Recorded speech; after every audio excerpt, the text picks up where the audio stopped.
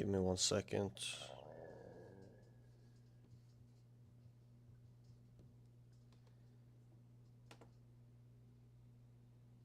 Yep, we're up.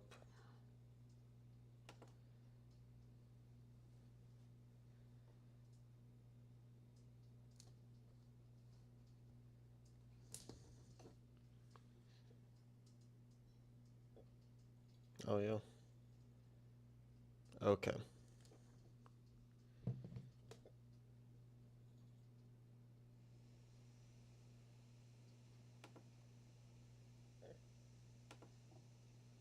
So let me get this.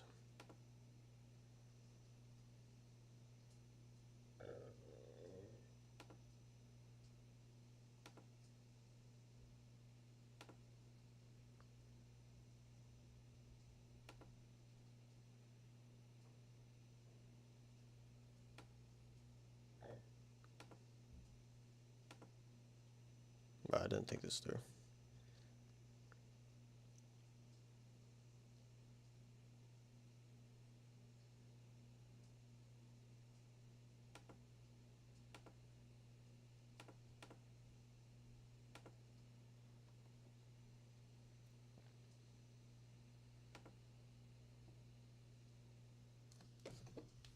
Give me 1 second, guys, to get everything set up.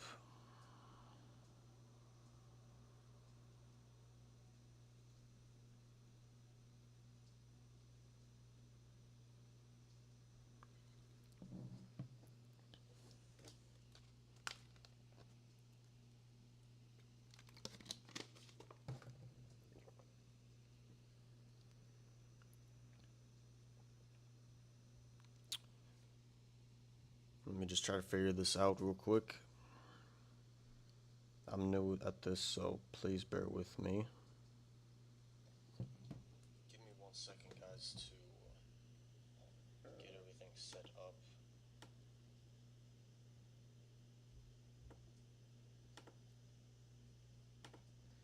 I believe that will be better. I'm trying to get better at the streaming thing. Let's see, I can't even look at, like... Okay, I think this will be the best I can do. Just give me 1 second, guys. I'm trying to get this situated, figured out. Figure this out real quick. I'm new at this, so please bear with me. Down.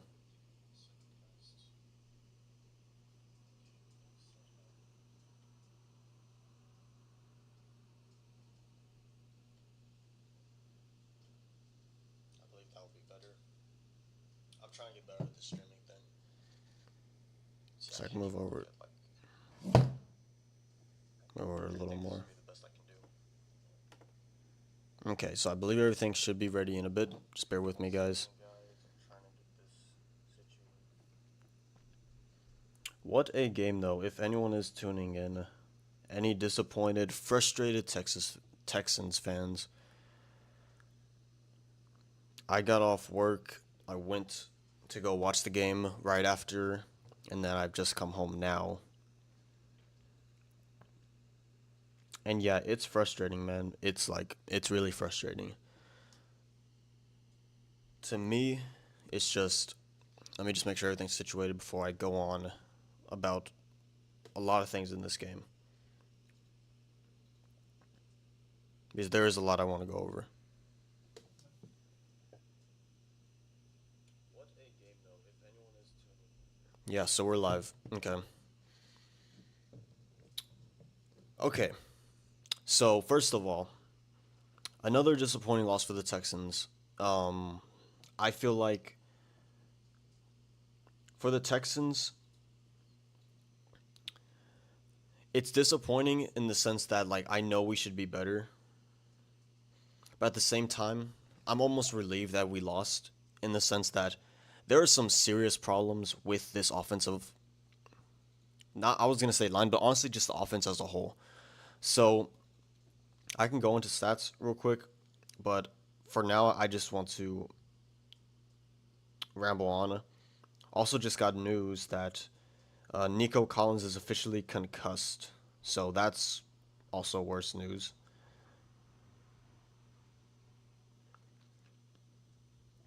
So, yeah, all around bad news for the Texans. Let me start off with giving the Seattle Seahawks their flowers. Obviously not a great offensive game for them. Jackson Smith and Jigba, he is really good. I'll say that again. I loved him out of college. I watched Ohio State a lot, and I watched a lot of C.J. Stroud, Garrett Wilson, Chris Olave, and Jackson Smith and Jigba. He's good. He's really good. He's not the fastest guy. He's not the strongest guy. He's not the quickest, tallest guy, but he is a great route runner. He gets open, and he's just a really good receiver. He was my favorite out of the three coming out of college. He's really good. Another thing, their defense is stout, and I want to keep that in mind as I go over this Texans offense, which has been so disappointing. But is our season done? Very possibly so. And as a Texan fan, the AFC seems to be wide open because of all teams, the Colts are in the lead right now. We're now 2-4, so we're only a couple games behind the wild card spots. But for me, it seems like the season is over because either we continue with this offense, which does not seem to click. There's some serious problems with this offense, or you can go and blow up some things, trade for a lineman, fire Nick Haley, whatever, and it's just going to take time to adjust. I'm like 75% of the way there that this Texans season is over. Maybe we sneak into the playoffs, maybe, but we're not making a deep playoff push with this offense.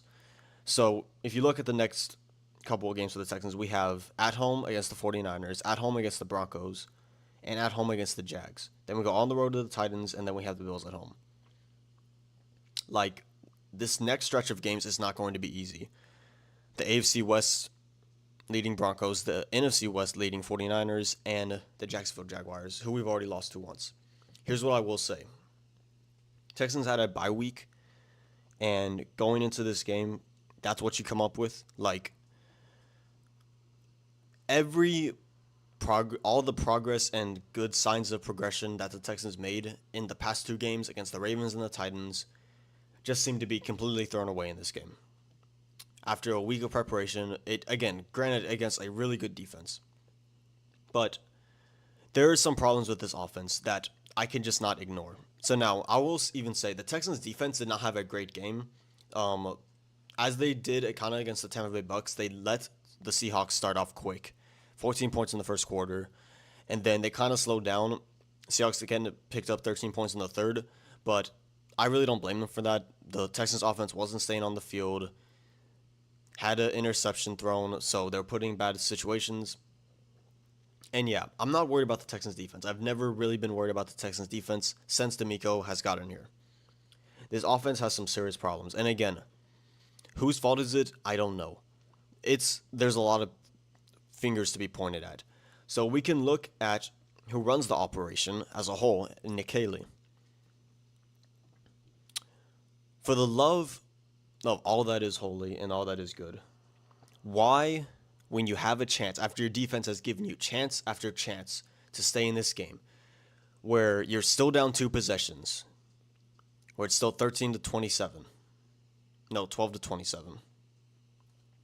and you get the ball back after a takeaway, and you get it at 1st and goal at about the 2 or 3 yard line, and you run the ball with Woody Marks, who gets about 2-3 yards, almost gets in the end zone. It is now 2nd and goal at the goal line. Literally, it is inches.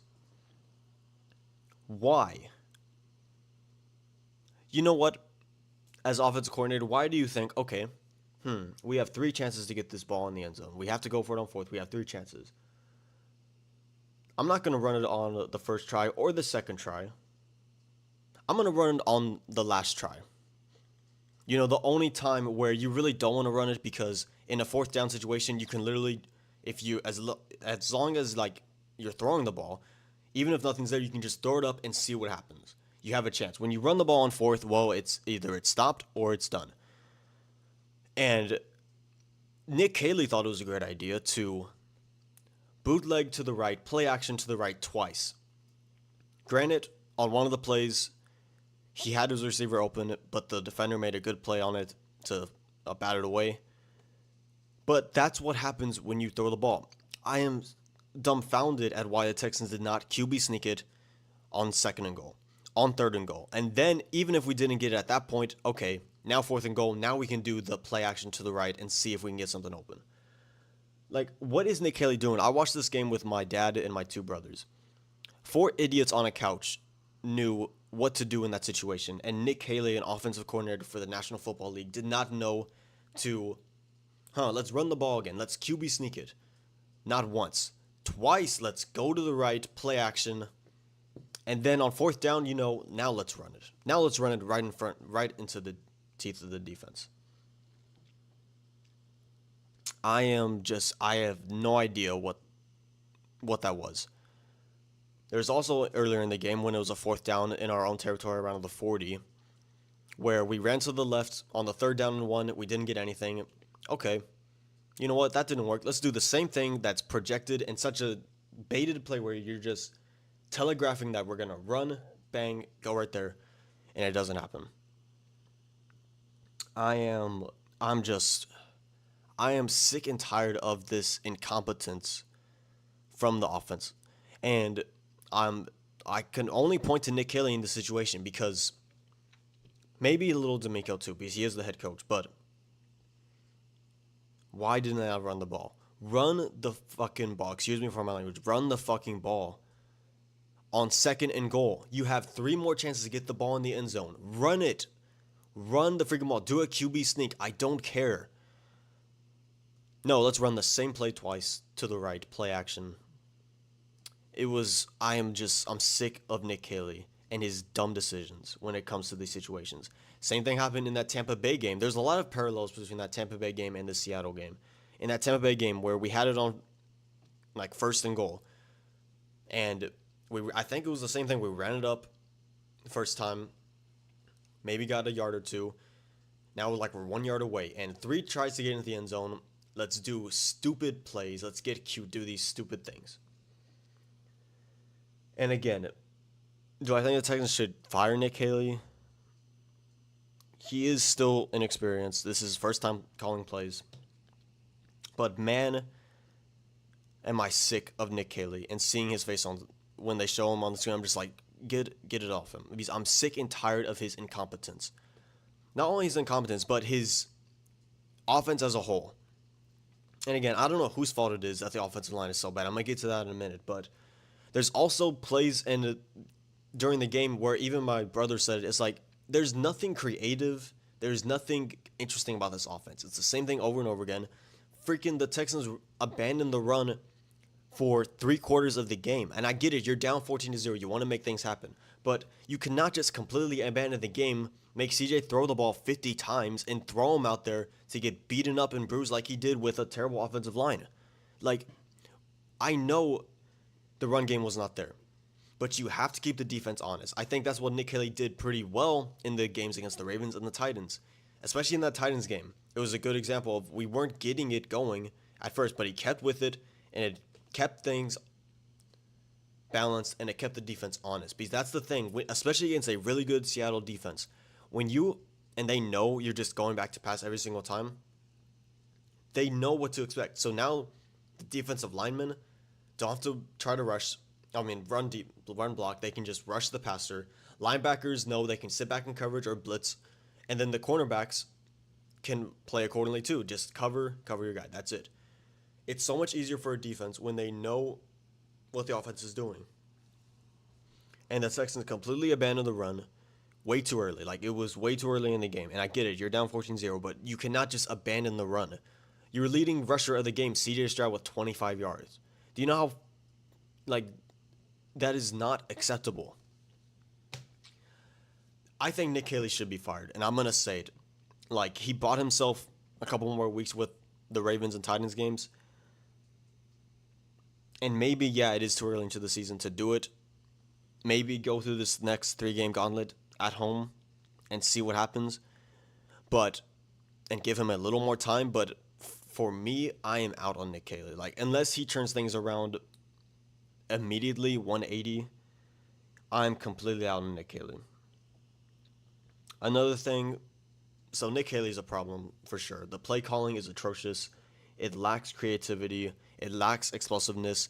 It lacks getting players involved. We saw Jalen Noel finally get some touches at the end of the game because CJ had to buy time and find him open. It's just Nick Haley is definitely a problem, and I do not think he's the answer at offensive coordinator. Another problem with this offense, obviously the run game, is not great. Joe Mixon is out, yes. A lot of it has to do with offensive line, so I'm going to just mainly focus on that.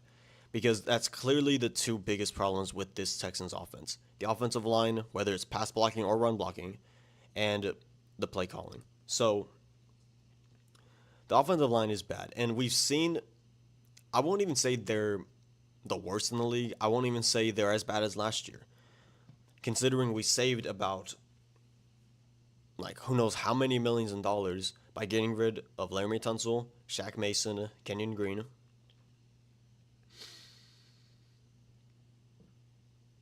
Like, we'll take that. We'll take a much cheaper offensive line who can get you the same results. We get that. But I watched this offensive line, and I'm really confused at, like, and I told my brother this when I was watching the game. Throw a blitz at the Texans offensive line. Guarantee 9 out of 10 times it will hit home. Because they don't know how to pick up blitzes. And I don't know if this is CJ's fault, trying to call out the protection. I don't know if it's the offensive line coach fault. I believe Cole Popovich. I don't know if it's Nick Haley's fault or D'Anico Ryan's fault. But you throw a blitz at the Texans offensive line, and there tends to be a theme. There's one guy, at least, who's unblocked, two guys who beat their guy, and then there's one guy on the Texans offensive line who is guarding no one. They don't read it right, and again, I don't know whose fault it is, and they don't pick up blitzes. Would it benefit the Texans to trade for someone like a guard? Yes. Would Uriante Irsay growing up and just getting better as a rookie help? Yes. But this offensive line is not going to be good. It's not going to be good anytime soon. We should just accept that. Even if we bring in someone really good at the guard position, like, it's not going to change the whole offensive line because there's still problems systematically where they just don't pick up blitzes and reads. So for me, those are the two biggest problems with this Texans offense, and I don't think you can fix them in a year. Do I think they should jumpstart it? Do I think they should trade for an offensive lineman? Yes, I do think they should. Trade away a 4th, 5th, 6th, 7th, whatever to get a pretty good decent left guard. You still give Ariante Airside time to develop. Titus Howard and Eddie Grimm are pretty good on the right side. They're serviceable for now. Jake Andrews is decent, and we'll just have to live with that for now. I don't think you're going to rebuild the offensive line in half a season. I would trade for an offensive lineman if you could. It's only going to help either going forward and testing out new schemes, new offensive coordinator, whatever, or just protecting CJ, because I saw CJ tonight as a defeated man who was getting beaten and bruised and sacked and hit almost every single play, it looks like. It reminded me of that Chiefs game in the divisional game last year where he looks defeated, and you can see it in his body language. Even when there's not a rush, or a slight rush, he starts moving his feet all frantically. He is like mentally, he's been hit too many times. He's been rushed and pressured too many times. He does not trust this offensive line and this offense. It does not look like it. And when CJ's in that zone where he's not comfortable, yes, he is not the same player he is when he is comfortable and sitting in the pocket and throwing darts. He made some really good throws tonight. And I want to give the Texans credit, not only the defense for keeping this freaking sucky offense in the game, because we had no business having a chance at the end of the game. And I'll get to the last play in a minute. But there is a lot of problems with the offensive line. And far as I see it, I was hoping the Texans had turned a leaf after the first 3 weeks. But this offense still has a lot of issues. I think a lot of it, and the success in the last 2 weeks, was for the fact that we were going against weaker competition. Not to say that we can turn it around and still maybe make the playoffs barely as a wild card, but for any Super Bowl aspirations for this team is gone for this year. That's the way I see it. I do want to get into some things that happened in the game. So, first of all, what were the Texans doing when you score? It's now 19-27. I like the decision to kick the extra point for now. Worry about the 2-point conversion later. With 2 minutes and 4 seconds left, you only have one timeout. Kickoff's about to happen. You cannot let them return it because it will get on the other side of the 2-minute warning, basically getting rid of your second free timeout. And I don't know if it's Kaime's fault, who cannot kick it far enough, or if it's D'Amico Ryan's fault, or Frank Ross's fault, but Seahawks were able to return it, and as a result of that, and only having one timeout, even if you get a 3-and-out, we saw the Texans were only going to get the ball with about 20 or 30 seconds left, with no timeouts. So, I don't know what happened there. I'll watch the press conference, see if D'Amico has anything to say about it, or Frank Ross, or anyone, but that was a huge blunder. The last play, I don't fault Tim Settle. To me, it seemed Charbonnet was running the ball, and the refs were doing it a lot tonight where they were just letting the play drag on and seemingly letting the Seahawks push their guy as far as they could, humanly possible. And then once the Texans got a little bit of a push, okay, blow the whistle, it's done now. They were letting the Seahawks try to get extra yards way too long. And as a result of that, on the third down, on 3rd and 3, Texans swallow up the run. The refs haven't blown the whistle yet, and Tim Settle jumps in on the pile to try to stop them. They throw a flag for unnecessary roughness. I don't know the rules for this, so I'll just start off with that. But why is that a flag? When you have not blown the whistle, you haven't done your job yet to blow the whistle dead, blow the play dead, excuse me. And Tim Settle, who's just continuing to defend and try to get the runner down, jumps into the pile. They throw a flag. I don't get it. Doesn't look like the Texans were going to be able to do anything anyway. They still would have had to get a touchdown and a 2-point conversion with 20 or 30 seconds left. So I don't think it really would have mattered that much, but that's just another thought on it. I'm just sick. I'm sick of this Texans offense. It is a frustrating offense to watch. Excuse me. Can't even talk right now. Got me so flustered. That's it for me. I just wanted to get on here, say my thoughts on this, because let me know if you're a Texan fan and you think the season's done. I think the season is done because this offense has some serious problems that go deeper than just, the first 3 weeks we're just getting used to it. No, there's some serious problems with this offense. It starts with the head man, the offensive coordinator, and it starts with the offensive line. When you cannot win in those areas, I mean, what do you expect CJ and the other boys to do? What do you expect Woody Marks to do when a line can't block for him? What do you expect Nico and Dalton and Jaden Higgins and Jalen Noel to do when they're not given time from their offensive line to go and run their routes? I mean, that's just it. And how do you expect CJ to perform well? And I've been a skeptic on CJ ever since he got drafted coming out of college. And I'm going to continue to be skeptic on him. But he made some really good plays tonight, and you cannot blame it in the Texans' offensive struggles on CJ. Like, there are some problems that Patrick Mahomes would struggle with in this Texans offense. Like, it is bad. Those are my thoughts on it. Let me know what you guys think down below. I'll see you guys in the next video. Peace.